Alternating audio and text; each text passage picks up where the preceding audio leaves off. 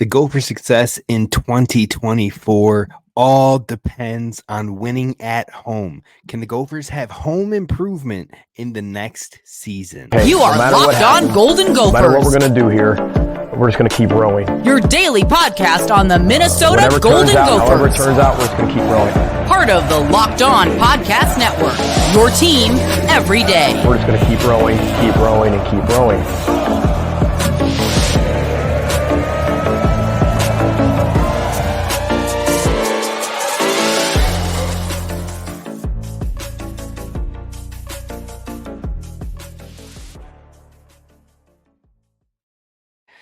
You're listening to Locked On Golden Gophers, part of the Locked On Podcast Network, your team every day. My name's Kane Rob, host of the podcast, former collegiate football video coordinator and recruiting assistant, here to talk Golden Gophers with you each and every day of the week, Monday through Friday.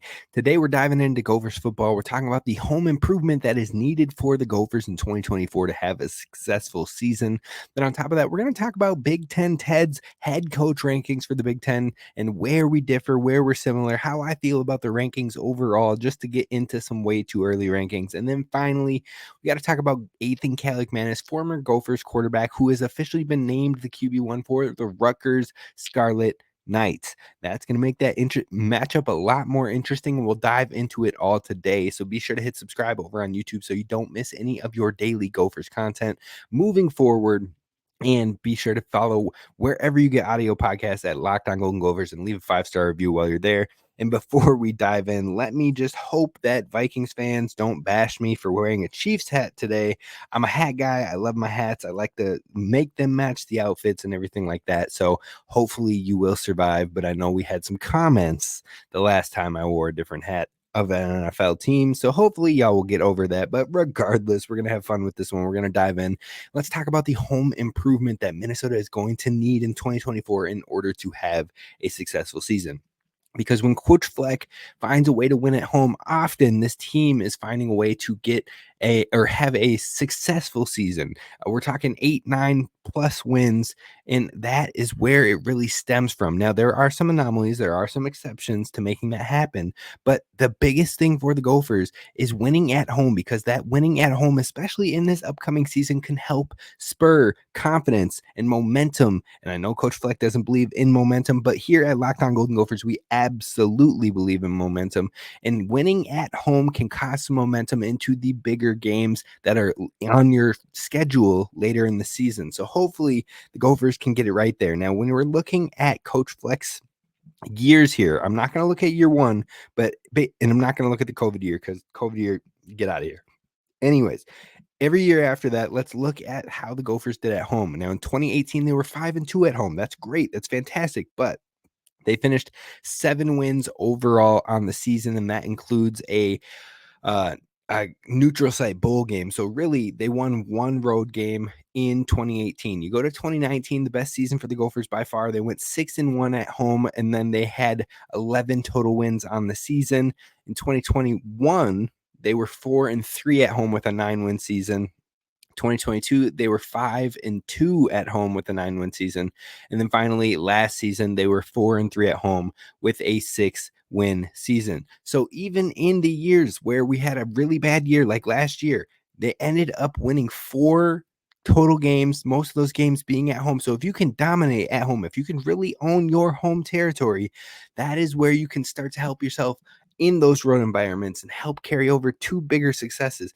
And if Minnesota would have taken care of business at home versus Illinois last year, you're talking about a team that is 5-2 at home, and all of a sudden you're looking at 7 total wins. And overall, there were other opportunities for you to get some of those wins on the road, Purdue, Northwestern. But again, you have to play well at home, clean up at home, and really help spur that momentum, really help spur the chemistry for the season moving forward. So if the Gophers want to have a successful year in 2024, home ground, home territory, home improvement is going to be even more pertinent in 2024, because your beginning of this season, you start with 4 straight games at Huntington Bank Stadium, 4 straight home games, and that sets the tone of your 2024 season in the bigger and better Big Ten Conference. So you're starting off with a game against an ACC opponent in North Carolina.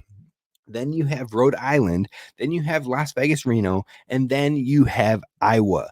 That's 4 games that are all winnable, mind you, but 2 will be more of a challenge. 2 should be automatic, take them to the bank wins. So there is an opportunity for you to kick off this season starting 4-0, which can only help you move forward, push forward, and try to overcome the odds, overcome the doubt. Because if you recall the early lines that the FanDuel Sportsbook dropped on the over-unders for win totals for the Big Ten Conference, Minnesota had a 4.5 win total. 4.5. So to take the over, all you need is 5 wins. I just told you, if Minnesota is clicking and playing well, and the offense is doing better, and the defense has gotten back to at least average, and you win those first 4 games, you literally only have to win 1 game the rest of the season to win on that over line.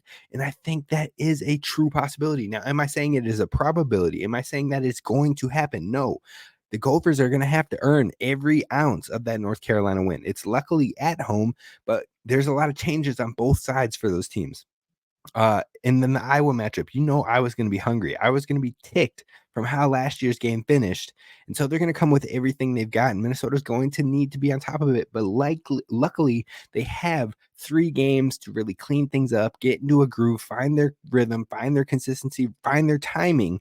And hopefully that is where we'll get a good matchup against Iowa. So the first 4 games of the whole season are right here in Minnesota. And so from there, Minnesota still has 3 home games left. That's versus USC, versus Maryland, and versus Penn State. Now, when you're looking at all 7 of Minnesota's home games, I would say there are 2 lock wins, Rhode Island and Reno.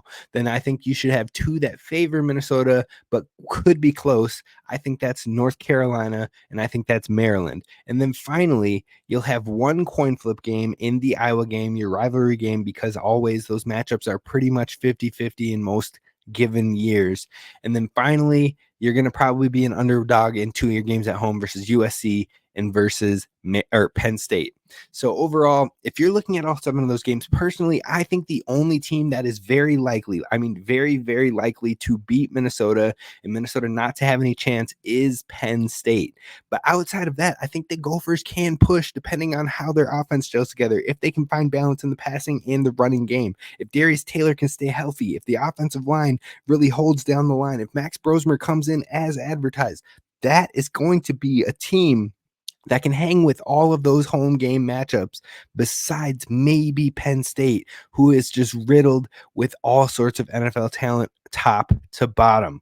So overall, I think it is a good challenge for Minnesota, but it also tells you however well Minnesota does in these home games can definitely help lead to success for this season. So if you can see where I'm going with this, Minnesota's year goes hand in hand with winning games at home, because if you can start 4-0 at home, it can carry over to helping build momentum, confidence moving forward, because after those 4 home games, you go on the road to Michigan. Now, Michigan has a new head coach. Michigan lost J.J. McCarthy, whom Vikings fans are in love with right now. Michigan lost Blake Corum. Michigan lost Roman Wilson. Michigan lost a whole bunch of offensive linemen. They've lost some defensive players too. They have good returners coming back. They have high-star recruits that have been waiting in the wings, but Michigan is not the same Michigan that won the national championship, even at the coaching level. So I think overall, that's a game that you're not going to be favored in. You likely could lose, but it isn't a game that you look at and you say, we have no chance. And if you can get a 4-0 home stand starting this season,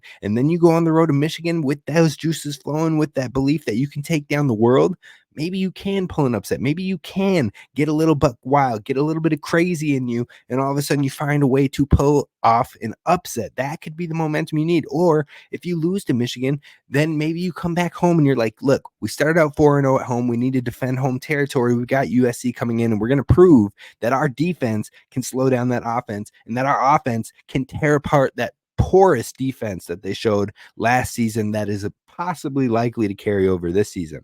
So overall, that's how you can start to see the momentum. Now, if you go 3-1 in the beginning, that's still pretty solid. If you go 2-2, all of a sudden you're starting to go, what is this team? Because you likely lost the 2 games that were maybe challenging but winnable games. So everything and how this Gophers team starts at home is going to be pertinent for the Gophers in 2024. And my bold claim is that if Minnesota can win at least 5 games at home, they will have an 8+ win season once more again in 2024. We'll see if that comes true, but we're going to move on to our friend Big Ten Ted. He dropped his head coach rankings, and we're going to talk about where I agree and disagree coming up next. First, I want to talk to you about our friends over at FanDuel because it's winner take all time in the NBA and the NHL. And right now, my dream matchup of the Boston Celtics and the Minnesota Timberwolves could be playing to fruition. And if you're thinking that as well, now could be your time to cash in on the Timberwolves opportunity, thinking they're going to get their first championship here. And you know what? Even as a Boston Celtics fan, if that happens and Minnesota gets the championship, hopefully it's not against my Celtics, but if they somehow win, I will also be one. I'll be happy to see a parade finally happen for a major Minnesota men's sport here in the Twin Cities as well. We've seen the links come through, and that has been good, and that has been great, and that has been fun. But I would love to see it happen for one of these other major sports as well: NBA, NFL, MLB, you name it.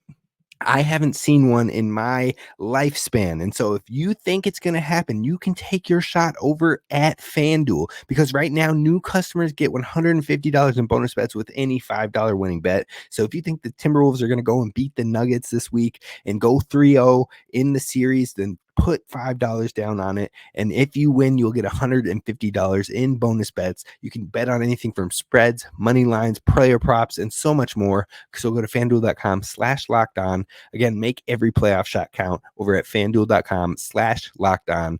FanDuel, America's #1 sportsbook. All right, Gophers fans, we're going to have fun with this next segment. If you haven't followed our friend Big Ten Ted over at Big Ten Ted on YouTube, definitely give that a shout. He covers Big Ten sports on the daily. He's really talking about football all the way, but he covers every single team in the landscape of the Big Ten. And he recently dropped his explanation for his Big Ten head coach rankings. I'm going to throw them up on the screen. We're going to talk about what we agree with, where we disagree, and all of that. But I do want to give him a shout for putting these together. So I'm going to throw it up. You can see it right now. If you're listening on audio platforms, I'll do my best to walk through it with you. But coming in at number 1, he has Ryan Day. Number 2, he has Lincoln Riley. Number 3, he has James Franklin. Number 4, Kirk Ferentz. And number 5, Dan Lanning. Now, we're going to stop there. We're going to break this down a little bit. Now, we are lock and step on number 1. Ryan Day is the number 1 coach in the Big Ten, regardless of his inability to get past Michigan, regardless of his inability to win a championship right now. He is still a winning coach in this conference that gets it done at a very, very high level. So I think Ryan Day definitely has earned that number 1 spot, and he has earned it with his overall record, his in-conference success, and getting to the CFP often, plus a championship appearance, although he didn't get the win. Now, beyond that, I'm not even going to fight with Lincoln Riley. I can see a case for him. I'll let him stay there as well because of his quarterback success, because he has been to 3 college football playoffs, nearly 4 as USC almost got there his first year. And then overall, his that was Ryan Day. Wrong notes there, but multiple Heismans, both winners and finalists. He has found a way to get done. Now, there's been some blips. There has been some maybe hiccups in recruiting, and maybe he just had Stoops' good recruiting at Oklahoma. We're seeing if it really translates over at USC, but overall, he has had some magic, some success in getting to the postseason, and so I'm going to give credit where credit's due. But here's where we differ. I'm going to put Dan Lanning at number 3 as opposed to number 5. Now, I would definitely put him there. I don't care if it's early. I don't care if he's only been a coach for 2 years. I don't care if he hasn't had the conference success wins or the playoff success yet, because you can see it's clearly coming. It's on the rise, and he is a guy who has proven it very early and very quickly. The man is 22-5 in his 2 years as a head coach with Oregon. Now, in those 5 losses, all 5 of them came to ranked teams. So he's not losing games that he shouldn't lose. And on top of that, 3 of those 5 losses came from one team That Washington squad that was historic last year made it to the college football championship. They lost to that team by 3 points on 2 occasions. Actually, if you flip it to the year before, they lost that game by 3 points as well. So they lost 3 of their 5 games to the same team, to an epic coach who just got hired by Alabama, to Michael Penix Jr., who just went top 10 in the NFL draft, to a Washington team that had multiple NFL draft picks, and they lost to him 3 times by 3 points. That's 3 of his 5 losses. His 4th loss, he lost to Oregon State at one point. New coach, Michigan State over there. He lost that game by 4 points. So 4 of his 5 total losses in his head coaching career so far have come to ranked opponents by less than a touchdown. The only loss that is bad, that is ugly, that is stamped for him was his first ever game as a head coach against a team that just won a national championship, that is went on to win back-to-back national championships that he used to coach for. So clearly they knew his style, they knew his mantra, they knew who he wanted to be, how he was developing, and they knew a lot of his go-tos having been in their system, and they responded, and they showed that in game 1 right away. From then on, he responded, and since then he has found a ton of success. It's his only bad loss in his entire 2-year career so far. I definitely think if you take that context and you project forward, it is better that Dan Lanning should be in that top 3 over the law firm of Franklin and Ferentz. Now, Franklin and Ferentz have had their successes here in the Big Ten, so I'll give them 4 and 5 still, and that's where our top 5 is the same, but just in a different order. Now, my next tier would be similar to what Big Ten Ted has. He has Luke Fickell, Matt Rule, PJ Fleck, and Greg Schiano, and then Jonathan Smith to close out the top 10. Now, I'll leave Fickell, I'll leave Rule, I'll leave Fleck. I think you could mix up the order between those 3 any which way you want, and I won't argue with you. I think there's a case for it all. But then beyond that, at number 9, I would push Schiano way down, and I would push Brett Bielema way up. I think Brett Bielema is getting a little bit of undeserved disrespect with what he has done in his time with Wisconsin, but also how he has helped this Illinois program grow. Now, yes, Illinois has 2 seasons with him where he has 5 wins, but this Illinois program was a program that would win like 2, 3, 4 games, and he is consistently getting them competing with some high level, even with some of the big dogs. So overall, I think Brett Bielema should be higher. I would put him at number 9. And then my personal number 10 would not be Jonathan Smith. Mine would be, believe it or not, David Braun. David Braun, that might seem a little dramatic for 1 year, but this man wasn't even supposed to be a head coach. He was supposed to be a first-time FBS defensive coordinator. And then the program went through chaos and upheaval. And this man not only rallied the team, he built a culture, and he got a winning season and a bowl game win versus Utah. This was coming off a team that was a 1-win season and a 3-win season in their past 2 years. The turnaround showed that he isn't actually the fact that he isn't actually being talked about enough, in my opinion. And on top of that, as the program finds stability, he could be even better. Now, next, we have a little bit of mix up, me and Ted, but overall, it's basically kind of the similar playing field. He's got Mike Locksley at 11, Jed Fish at 12, Sherrone Moore at 13, Brett Bielema at 14. Like I said, I moved Bielema up, but I have Sherrone Moore at 11, Signetti from Indiana at 12, Smith at 13, and Schiano at 14, Locksley closing it off at 15. Now, here's my reasoning why. With Moore, even though he has handed the keys to a Ferrari or the answers to the math test, he still did what he was supposed to do when he was given the keys to be the head coach for Michigan in the times that Jim Harbaugh was suspended. And he got them to multiple wins. Now, on top of that, you could argue he's walking into the exact type of situation that Ryan Day did, and we see how successful he has been in that. So I'm not going to count it against Moore. And on top of that, until proven otherwise, I would lock him in as right on the verge of being a top 10 coach in the Big Ten. Now, Kirk Signetti, again, another guy who hasn't been in the Big Ten quite yet, but for his immediate transition into the FBS to have 2 really good seasons for what it's worth. And then on top of that, he had really good seasons with JMU in the FCS as well. Until he is proven wrong or otherwise, I would keep him there until others prove that they should be ahead of him. Jonathan Smith found a way to get Oregon State into the rankings in back-to-back years, and he also brought a lot of his guys with him, especially on the offensive end, so hopefully things can transition easy for them. Plus, that defense coordinator is going to do them right over there at Michigan State, so I think they're going to have a good year. and be on the rise at least. And plus, they've got a lot of NIL availability, which should only help his case. And then you've got Schiano. Now, Schiano at 14 might feel a little bit low. And yes, a building program in Rutgers is tough, but he has ranked.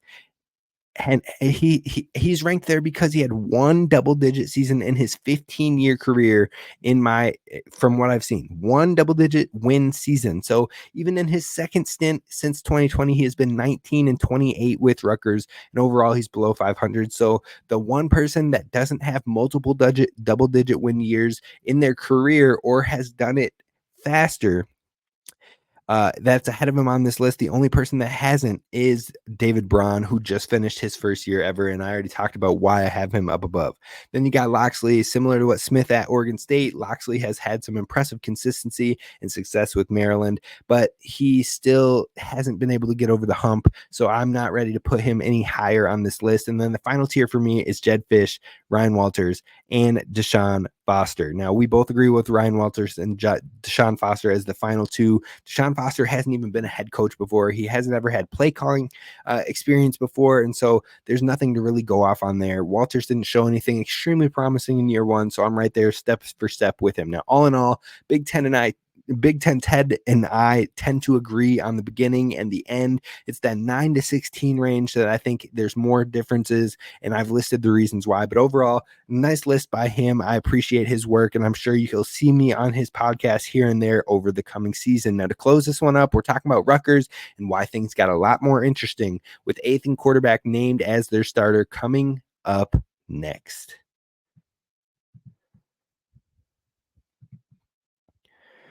First, let's talk about our friends over at Monopoly Go, because this app is killer. It's fun. It is always changing. It's constantly keeping you refreshed and energized when it comes to taking your friends' money, heisting their banks, smashing their vaults, and so much more. And you can even team up with your friends for time tournaments where you can work together to build up each other's boards. And the more you win together, the more awesome prizes that you unlock. On top of that, they have constantly changing tournaments and challenges, but they also have a ton of unique mini games like the Digging for Treasure or the Robot Pachinko Machine. And there's also new timed events that help you win big for massive multipliers for everything you win or rent frenzies. There's always something fun going on when you discover Monopoly Go. So get off the bench. Go download it today over at the Google Play Store or the App Store for free. Again, game on with Monopoly Go today.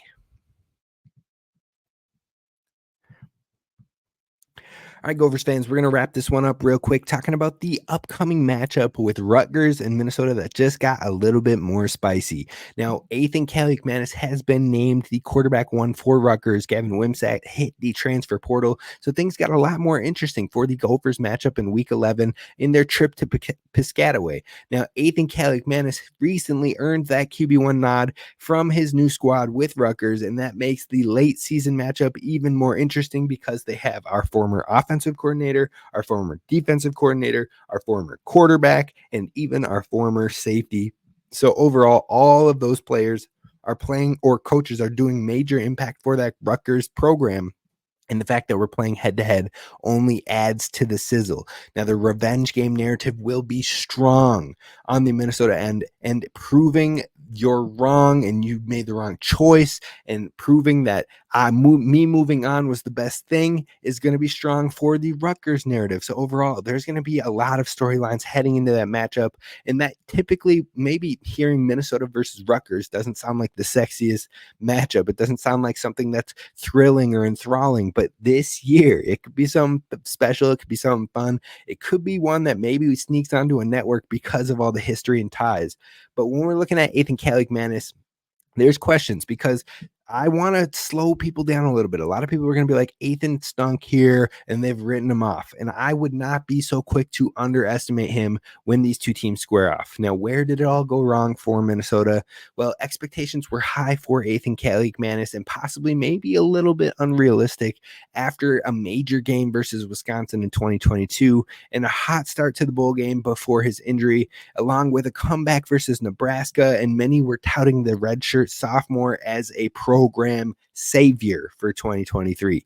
But I believe the biggest flaw in that relationship was the fact that Minnesota was really dependent on their quarterback fitting their style and their system, as opposed to shaping their calling and their play style and whatnot to the quarterback's talents that they had. And I think that's where these two things kind of butted heads. And I don't know if you know this or not, but no one on this staff is Mike Shanahan. No one on this staff is Kyle Shanahan. No one is a QB whisperer here, and being able to pull off that type of I can make any quarterback work here at the University of Minnesota. So I do believe Athan showed some growth in his career here. I do believe from the Iowa game through the Illinois game and throughout the year, he showed decent amounts of flashes to be a solid quarterback one, but he also showed big glimpses of struggles, missed simple throws, and paired with the unrealistic nature of the expectations, everything just went awry.